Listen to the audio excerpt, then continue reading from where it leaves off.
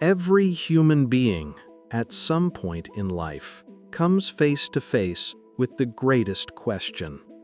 If in the end all must die, then what is the purpose of living?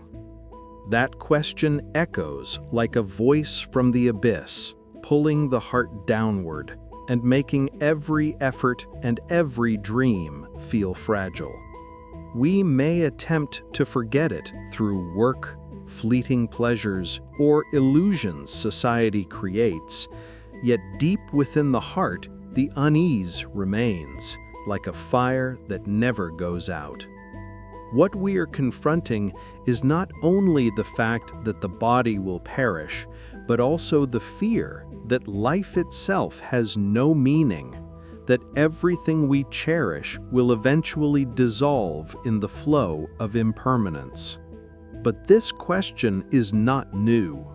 More than 2,000 years ago, Prince Siddhartha Gautama, who later became the Buddha, was shaken by it. Protected from suffering since childhood, he lived surrounded by luxury. Yet one day, leaving the palace walls, he encountered an old man bent with age, a sick man writhing in pain, and a lifeless corpse. These sights shattered the veil of ignorance and revealed a truth both simple and profound. No one escapes aging, sickness, and death. Faced with this truth, he did not turn away. He did not try to cover it with fleeting joys. Instead, he chose to confront humanity's greatest fear, and from that gaze arose the determination to find a path of liberation. The question he carried within is the same question we still carry today, and it will continue to echo in human hearts.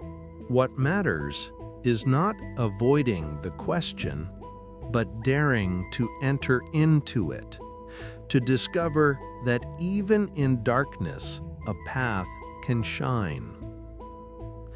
When we face impermanence, we begin to see the meaning of each moment. If we know that one day we must die, then this breath, this smile, this gaze becomes infinitely precious. These are no longer ordinary experiences, but chances to touch true life. Death, instead of being an enemy, becomes a teacher, reminding us never to waste a single moment. The Buddha transformed the question, "What is the purpose of living?" into a driving force for seeking liberation. He saw that meaning does not lie in holding on, but in letting go. Meaning is not found in the immortality of the body, but in awakening within impermanence. By accepting that everything changes, we learn to live with an open heart, filled with love and compassion. Perhaps this is the deepest answer. We live not to escape death, but to understand it, and from that understanding, to live fully. Therefore, when we ask ourselves, what is the purpose of life? We do not need a fixed answer. Instead, we can learn to live each moment completely, to be grateful for every small thing, and to offer love while we still can. This is the timeless message of the Buddha, a call for each of us to return to life itself, where in every breath, true meaning can be found. Death often fills the human heart with fear, for it exposes our helplessness in the face of impermanence. But for Siddhartha, death was not the final wall, it was the doorway to a new journey. Instead of surrendering to despair, he chose to seek an answer. He realized that death is not merely the end of the body, but a reminder of the fragility of all existence. Because all must die, every breath, every glance, every word becomes infinitely precious. Awareness of death, rather than taking away hope, can awaken us to live more mindfully, for only when time is known to be limited do we truly cherish each passing moment. Later, the Buddha taught in the Dhammapada, "Those who do not realize that all must die live in quarrels. Those who realize this end all quarrels." Indeed, when we forget this truth, we are easily caught in disputes, rivalries, and resentments, as if we would live forever. But when we see that all will eventually depart, what is left to cling to? What is left to fight over, when everyone shares the same fate? Death becomes a silent teacher, guiding us to let go of pride and envy, and to learn to love while we still can. It reminds us not to waste our time on trivial matters, but to give our hearts to what truly matters. Siddhartha understood that without awareness of death, humanity would continue to live under the illusion of immortality, lost in endless conflicts. Therefore, he transformed the fear of death into a driving force for seeking truth, the beginning of the path to enlightenment. Realizing that we cannot control our final fate, we begin to learn how to control the way we live. And in each grateful moment, we discover true freedom, a freedom unbound by fear, for we have looked directly at death and accepted it as a natural part of life. In the deep vision of Buddhism, death is not an absolute ending, nor is it the departure of some eternal soul leaving the body to enter another realm. The Buddha taught that what we call the self has no independent, permanent, unchanging essence. What we take as the ego is merely the temporary gathering of the five aggregates: form, feeling, perception, mental formations, and consciousness. These five elements are like a whirlpool in a river, appearing with shape and movement, but never separate from the flow of water. When the whirlpool dissolves, the river remains, the water continues, and nothing is truly lost. Death, in the light of the Dharma, is not an ending, but a transformation, a continuation in another form. If we look deeply, we see that the energy created by each action, word, and thought never disappears. It is like a wave on the ocean, dispersing yet carrying energy onward. Buddhists call this karma, the flow of cause and effect, of intentions and deeds, ceaseless in its movement. Death is but a turning point, while the river of karma continues to flow. When someone dies, what remains is not only the body that has ceased breathing, but the entirety of the energy they have given to the world. A kind word, a loving act, or conversely, a harsh word and a hateful thought. All are like seeds sown into the earth, destined to sprout and bear fruit in this life or in another. Thus, death is not falling into nothingness, but a transition, a continuation within the cycle of samsara. With this understanding, we can live with a new attitude. Instead of fearing death, we can take it as a reminder that each moment matters.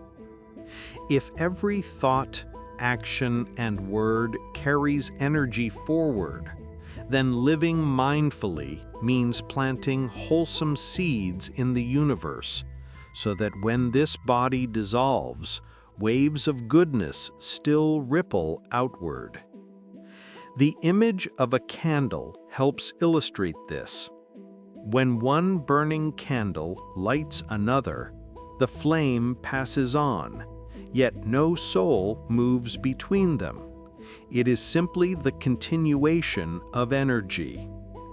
Likewise, our life is not an immutable entity, but an ongoing transformation, moment after moment, life after life. The Buddha once said that death is like changing a worn-out garment. This body will one day decay, dissolving into earth, water, wind, and fire. But the stream of consciousness continues, carrying the imprints of our deeds and intentions. And it is we who are writing our future, not by pleading to some higher power, but through each mindful breath and each choice in daily life. When we realize that death is transformation, we no longer see it as an enemy. It is part of the natural rhythm of arising and passing, like night following day or winter following summer. From this insight, we can live more lightly, free from fear and clinging, cherishing the present moment as the only true gift we have. For death cannot erase the truth that the love we have given, the compassion we have planted, continues to live on, like waves endlessly unfolding across the vast ocean. In Buddhism, death is not described as a permanent ending leading to an eternal heaven or hell, but as a process that can be observed, understood, and traversed with awareness. For this reason, many Buddhist traditions have created maps of death, not to promote blind belief, but to guide practitioners in preparing the mind so that the final moment becomes a gateway to awakening. In Theravada tradition, teachers such as Ajahn Chah emphasized that death unfolds as a gradual dissolution. The body weakens, the breath grows shallow, sensations fade, memory becomes fragmented, and finally consciousness departs from the body. Yet this process is not unfamiliar to those who practice meditation, for in every sitting they witness the arising and passing of sensations, thoughts, and mental states. Thus, death is but a repetition of what has always occurred moment by moment. It is no longer a surprise, but the final lesson in impermanence.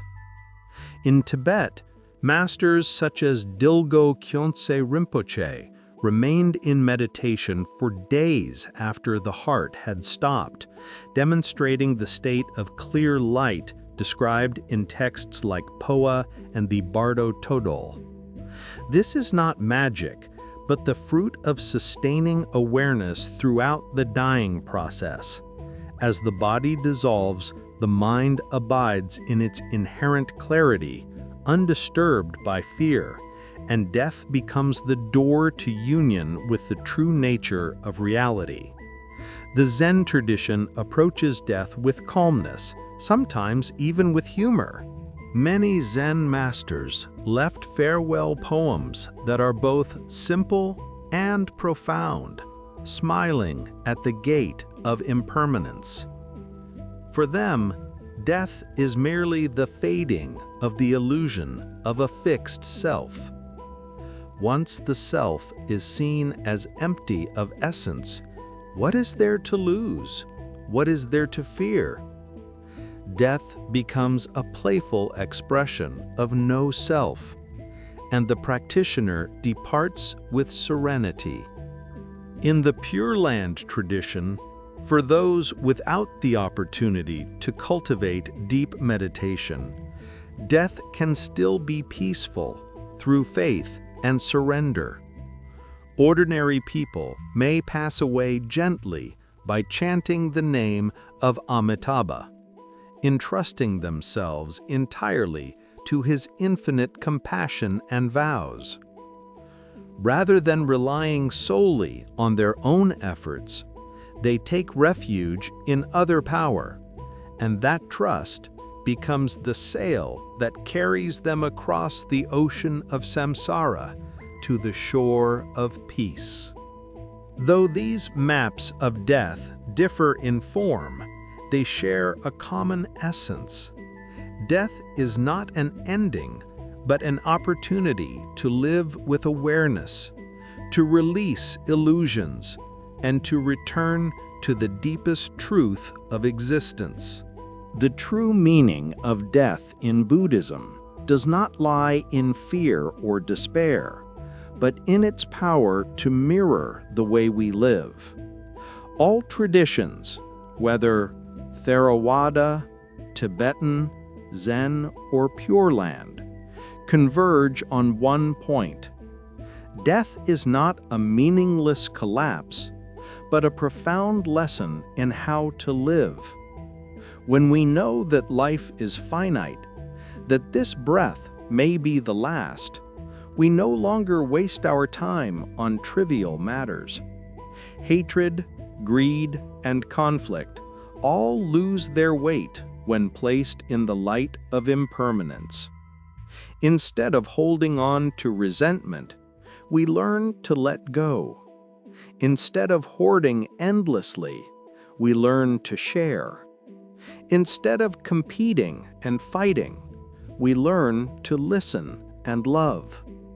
For each moment of life is a precious chance to plant wholesome seeds, to open the heart, and to nurture awareness. The Buddha once taught that a single moment of mindfulness is more valuable than 100 years lived in ignorance. For a life spent without awareness is nothing more than a repetition of craving and delusion. But a single instant of seeing the truth, of releasing the self and recognizing impermanence, can illuminate an entire lifetime. Death, in this sense, is not an ending, but a wake-up bell. It reminds us that time is not infinite, that every step, every word, every glance is worthy of reverence. It is the finiteness of life that makes it sacred. Without death, we would never learn to value life. And when we live in awareness, we are truly free, free from fear, free from illusion, and free from the endless cycle of meaningless struggles. The true meaning of human life, therefore, is not in escaping death, but in the ability to live fully in its presence. Modern science, though often grounded in measurement and physical observation, has begun to touch the mysterious realm Buddhism has described for thousands of years, the process of conscious dying. Near-death research conducted by doctors such as Pim van Lommel and Eben Alexander has opened the door to profound questions. Patients who experienced cardiac arrest reported strikingly similar phenomena: the sense of leaving the body, moving through a tunnel of light, encountering a luminous and loving presence, and even reviewing the entirety of their lives. While science still debates and cannot fully explain these experiences, their recurrence across cultures and countless cases suggests that they may not simply be hallucinations caused by a lack of oxygen, but reflections of a genuine process of consciousness. What is remarkable is how closely these accounts resemble descriptions in Buddhist texts. In Tibetan tradition, the clear light is described as the primordial nature of the mind, revealed at the moment of death. Many seasoned meditators prepare to rest in this state, sustaining awareness even as the body dissolves. What modern medicine calls a sense of clarity or sudden wisdom is precisely what Buddhism identifies as the unveiling of true mind. These studies, though not conclusive enough for science to fully accept, offer an intriguing connection. Buddhism may not only present metaphysical ideas, but also provide an experiential map of death. Practitioners, through meditation, learn to face this process with awareness, much like near-death experiencers who often describe peace and freedom from fear. Perhaps the true significance does not lie in whether science will ultimately confirm these findings, but in the way death is no longer seen as a blind abyss, but as an opportunity to live more deeply.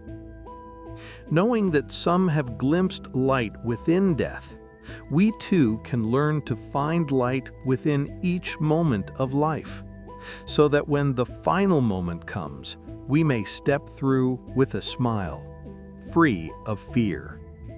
In meditation, death no longer appears as something distant or mysterious, but as a truth we can directly experience within each breath. Every inhalation is the reception of life. Every exhalation is a little death, a release, a brief ending that makes space for a new beginning. By observing the breath, we clearly see that life is always a chain of arising and passing, with nothing lasting forever. Likewise, every thought that arises and vanishes, every emotion that surges and fades, are small lessons about death. In each moment of stillness, we practice becoming familiar with dissolution, learning to let go without grasping. These small lessons are profound preparation for the great death of the body. When we see that every ending is accompanied by a beginning, that arising and ceasing are two sides of the same flow, we begin to sense that death is not an absolute termination, but a natural part of life. This realization frees us from the ancient fear that has haunted humanity for millennia, the fear of death. Learning about death, therefore, is not about waiting for a distant day, but about discovering in the present the true nature of life. When we listen to the breath, when we observe the arising and passing of mind, we touch a deeper dimension that is beyond time. This is the nature of consciousness that is unborn and undying, often likened to the sky. Upon that sky, countless clouds pass, thoughts, emotions, the body, and finally life and death itself. Yet the sky has never been destroyed by clouds. It remains vast, silent, and unmoving.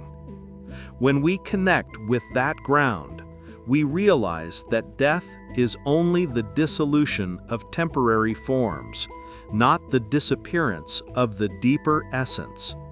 With this insight, we learn to live more lightly, with less attachment, knowing that even the ultimate loss is only part of the natural cycle. In meditation, we cultivate the ability to let go moment by moment. We release a breath, a thought, a feeling, and see that life continues. Without such practice, when death truly comes, we will resist and tremble. But with practice, the final letting go becomes just another release, as gentle as dropping a leaf into a flowing river. Death, instead of being an enemy, becomes the great teacher, showing us how to live more fully. For when we realize that all is impermanent, we waste no time on hatred or envy, but cherish every moment of being alive. Each breath, each glance, each smile becomes precious. To learn how to die is to learn how to live without clinging, to live in awareness, and to live with an open heart. For if we can meet death with serenity, then every moment of this life will also be illuminated with freedom and peace. Death is the one certainty awaiting us all, and no one can escape or bargain their way out of it. Yet precisely because it is certain, life becomes priceless. If existence were endless, we might easily fall into indifference, procrastination, and wastefulness. But when we know that time is finite, that each passing day is one day less, we begin to feel the urgency of every action, every breath. Death, instead of taking away, gives life a special depth, making every moment sacred. Each wholesome act, each gesture of compassion, each loving smile carries meaning not only in the present, but also as a legacy, as energy continuing in the infinite flow of cause and effect. A kind word may touch another heart, and from there ripple outward into waves of goodness beyond our own lifetime. Because death will surely come, every mindful moment becomes doubly precious. The Buddha pointed out that the answer to impermanence and death does not lie in searching for an immortal realm, but in the capacity to live mindfully within impermanence. Knowing that everything changes, we stop clinging, stop quarreling, and stop living under the illusion of permanence.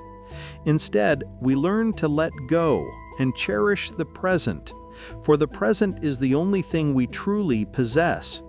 And it is in this letting go that we discover freedom, a peace unbound by circumstances. Death does not erase the meaning of life. On the contrary, it clarifies why we must live fully, wisely, and with compassion. Without death, we would never truly know how to live. For only when we see the boundary do we realize the value of each step along the path. Each day is an opportunity to awaken, to love, to give, and to sow seeds of compassion into the world. When we live in this way, death is no longer a loss, but a transition. We can leave with a smile, knowing we have lived wholeheartedly and left behind a trace of light and warmth. This is the Buddha's final message. Do not seek immortality in some distant realm, but discover it in each moment of mindfulness. When we live in awareness, every instant becomes infinite, and our life transcends the limits of the body. Thus, death is no longer frightening, but becomes a silent companion, reminding us to live truly.